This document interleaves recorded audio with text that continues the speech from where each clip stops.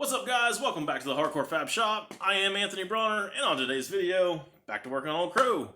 If you guys have been following along with the Old Crow build, you know that we're at the point now where I need to actually just blow this thing completely apart, get her down to the bare chassis. I need to get that thing all painted up, then we can start putting this thing all back together and doing final assembly on this. So that's what I'm gonna get started on in today's video.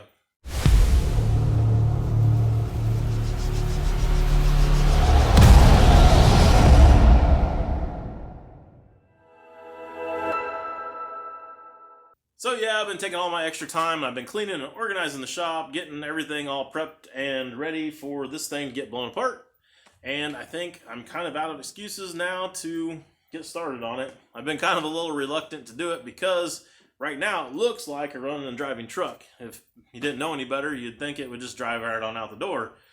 Won't, obviously, so I guess I need to get to work on it and make it to where it will.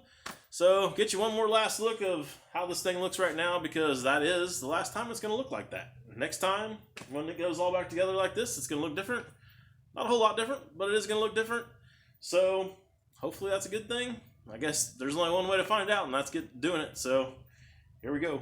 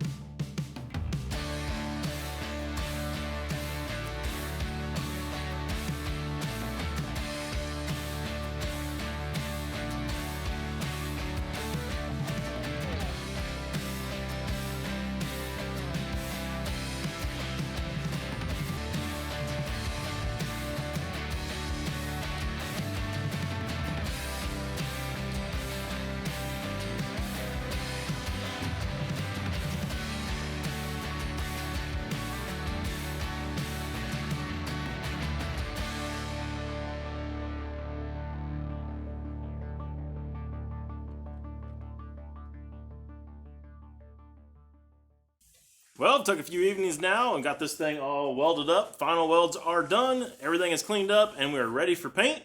As you guys can see, I got some new help in the shop. This is Connor. Connor's been helping out with some stuff. He's going to be around doing a bunch more stuff here in the future too, so you guys will probably be seeing him more in the future. Now, for paint-wise, I've got some of this. It is some tractor paint. I know originally when we were talking about paint for the chassis and everything, I was talking about doing some Still-It, and that would have been great, but the cost factor of that is a little bit more than I want to spend right now because, like I told you in the Hookers and Blow video, we've got a lot of expenses coming up here in the future, so I'm trying to cut some costs where I can, and I think one of those ways I'm going to do that is by using this paint instead of some Still-It on the chassis. I've actually had really good luck with this stuff. I've used it on a bunch of industrial projects and some truck beds and things like that that I've done here in the shop, so I feel pretty confident about it, and we're getting ready to put that on right now.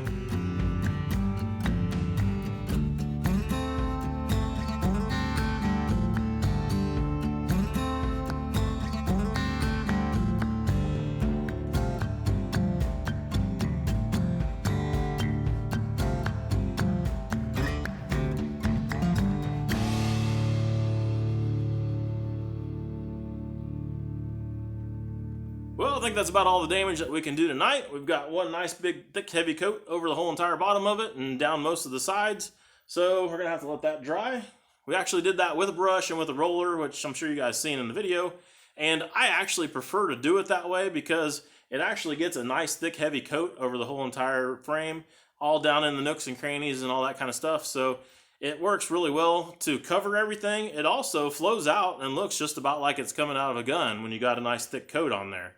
So I like doing it because of those reasons. I also like rolling it on there because then I don't have to tape off the whole entire shop around it, and I don't have overspray all over everything. So it works out quite well.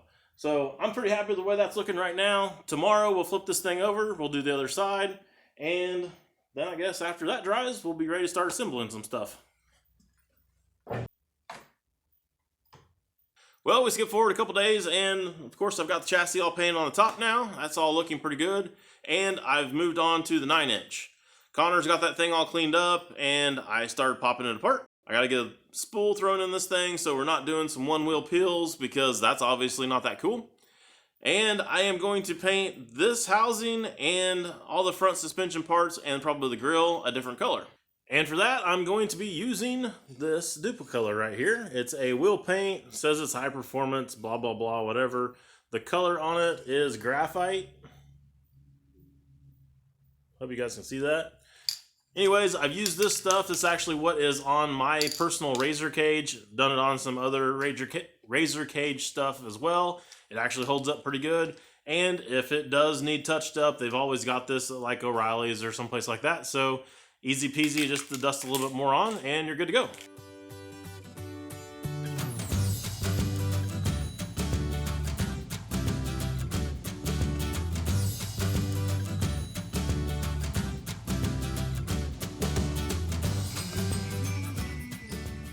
Well, this video's about done, but before we go, check this out. That is my spider gears out of the 9-inch. You can actually see in this one, beat the heck out of that pin and it would not come out of that side gear. It was just stuck for some reason. So, you know what to say, if it's liquid, it can't be tight, and got her out of there. Anyways, this is going to be kind of a short video.